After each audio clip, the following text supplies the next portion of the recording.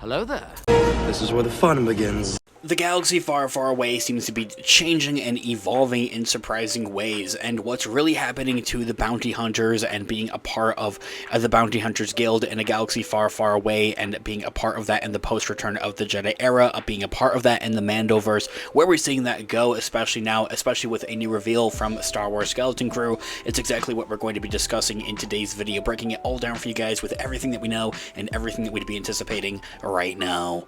Before we do though, however, grab that subscribe button if you haven't already, as we're discussing and covering all types of Star Wars related news, leaks, rumors, theories, and breakdowns here on the channel. So if you guys are into any of that, go ahead and grab that subscribe button today. Make sure you hit that notification bell as well to be notified for when we have new videos dropping here on the channel almost daily. There is a lot of Star Wars news and stuff going around. It can be a lot to keep track of. It's exactly why we are here. Not just to keep you guys updated with everything, but also break it down for you guys and get a better understanding. As always, I really appreciate all of the support. Okay, so in this video we are going to be taking a quick read from ScreenRant.com as an overall garnering source. I'll have their article linked in the description down below for you guys to check out there as well. It seems inevitable that the Star Wars galaxy would change after the fall of the Empire, and now being a part of the post-Return of the Jedi era, one major shift is genuinely surprising. It seems like the Bounty Hunters Guild is on the verge of a collapse in the Mando-Verse. And though Star Wars' New Republic era storytelling has been mostly confined to Disney+, it's no less grand. The galaxy's major conflicts may no longer be focused on the rebellion versus the Empire, but there is still plenty of danger out and about. Bounty hunters, and mostly pirates now, have taken over the majority of the Star Wars New Republic narrative, from the likes of Din Djarin and Greef Karga in The Mandalorian, and to Fennec Shand and Boba Fett in the Book of Boba Fett, and now Jad Nana Wood and other pirates like the Mandalorian's vein in Star Wars Skeleton Crew. So why is the Bounty Hunters Guild seemingly struggling to maintain its ranks despite the galaxy's power vacuum? The Imperial Remnant is currently still hiding in the shadows after all, and there doesn't seem to be much of a contest. The idea of bounty hunters has been simply a staple of Star Wars storytelling since the very beginning. That's why we're officially introduced to Boba Fett and The Empire Strikes Back, and the likes of other bounty hunters such as Bosk and Dengar. But the concept of bounty hunters guilds, and a community of bounty hunters essentially, didn't become truly significant until shows in recent, such as The Mandalorian and Star Wars The Bad Batch as well, came along. Though the guild rules are still somewhat vague, we do know that they follow a specific code that promotes the professionalism, initiates to complete a bounty before being admitted even, and there are different ranks and level bounty hunters can achieve within the said guild. Interestingly enough though, however, it appears a few prominent bounty hunters are tiring out of the guild rules, as especially seen in most recently Star Wars Skeleton Crew Episode 5, titled You Have a Lot to Learn About Pirates. A new bounty hunter named Pocket approaches Jad Nana Wood, though she knows him by yet another alias, Dash Zenton, and tells him that she's been up to since that he had left her drowning in a pit of leeches. She explains that she's now left the Bounty Hunters Guild and now works for a private client, having skewed the low-rent guild jobs that she was subjected to. This would suggest that Pocket, this new bounty hunter-like character seen in Skeleton Crew Episode 5, and perhaps other affiliated guild members, are tired of the guild's strict regulations and the low pay that may come with it, and are possibly looking to strike out of their own and simply branching off into their own. Pocket is working for a private client, quote-unquote, and presumably earning much more money now, and she's not the only bounter known to have left the guild before for the better. Din Djarin as well, in the recent and since the last time that we have seen him in The Mandalorian Season 3, does no longer work for the guild, and now actually works for a quote-unquote private client, being the New Republic.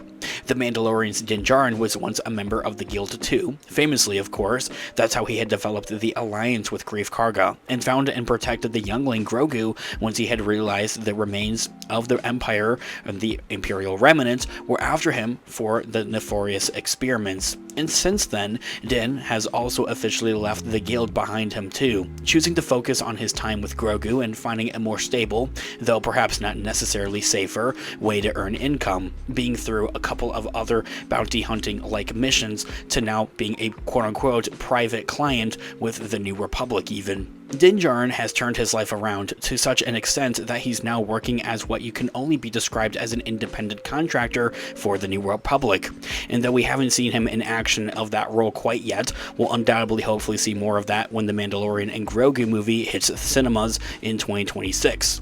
Din and Grogu since then have now settled down on the planet of Navarro, leaving the dangerous and demanding world of the Bounty Hunters Guild behind them. And though, unfortunately, since we'll probably no longer be seeing his character on screen ever since the passing of the late Carl Weathers, even Greef Karga seems to have left the bounty hunting trade and the guild as well. Alongside Din Djarin, Greef Karga had also abandoned the guild, though his departure was perhaps even more dramatic than Din's or Pocket's. Greef was a guild master, as pretty much a boss, and after all, a leader of the Bounty Hunters Guild himself, and head honcho of the Navarro Hunters. He killed his own bounty hunters to save Din Djarin and Cara Dune and Grogu in The Mandalorian Season 1, eventually taking on the High Magistrate position for Navarro, rebuilding the city, turning the formerly lawless planet into a reputable trading outpost and a haven for families even. And so, of course, in Din and Greef's cases, they both had left the guild for personal reasons. Neither could truly stand the work anymore and decided to do something more rewarding with their lives. Din took in Grogu and cared for him as his own son, and Greef Karga built a school and changed Navarro for the better, making it a city.